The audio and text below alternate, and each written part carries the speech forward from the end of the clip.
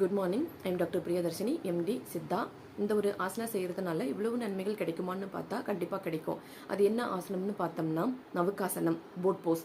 இந்த ஆசனத்தை தொடர்ந்து முறையாக செஞ்சுட்டு வந்தோம்னா ஃபஸ்ட்டு கான்ஸ்டிபேஷன் ரிலீவ் ஆகும்.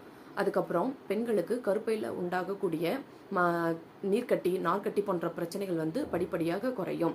குடலிறக்க நோய்னு சொல்லக்கூடிய ஹெர்னியா பேஷண்ட்ஸ் இந்த ஆசனத்தை தொடர்ந்து செஞ்சுட்டு வந்தீங்கன்னா 15 டேஸ்லேயே உங்களுக்கு ஒரு பெட்டர் இம்ப்ரூவ்மெண்ட் கிடைக்கும். அதுக்கப்புறம் ஒரு சிலரை பார்த்தோம்னா இந்த இடுப்புக்கு கீழே உள்ள பகுதிகள் மட்டும் ரொம்ப பெருசாக தெரியறதுனால ஓவர் ஒபீஸாக இருப்பாங்க. அடிவயிறு பகுதி, இந்த தொடைப்பகுதி, இந்த அடிவயிற்று பகுதி, இந்த தொடைப்பகுதியில் உள்ள எக்ஸசிவ் ஃபேட்டை இது ஈஸியாக டிசால்வ் பண்ணும். யாரெல்லாம் இந்த ஆசனா செய்யக்கூடாதுன்னு பார்த்தோம்னா ஃபஸ்ட்டு ஹார்ட் ப்ராப்ளம்ஸ் இருக்கிறவங்க, அதிகப்படியான பிளட் ப்ரெஷர் இருக்கிறவங்க, ப்ரெக்னென்ட் லேடிஸ், மென்சுரேஷனில் இருக்கிறவங்க, நான் ப்ரெக்னென்சிக்கு எய்ம் பண்ணிட்டு இருக்கிறேன், அவங்க வலிப்பு உள்ள பேஷண்ட்ஸ் இந்த ஆசனத்தை தவிர்க்கிறது ரொம்பவே நல்லது. ப்ரீவியஸாக ஏதாச்சும் சர்ஜரி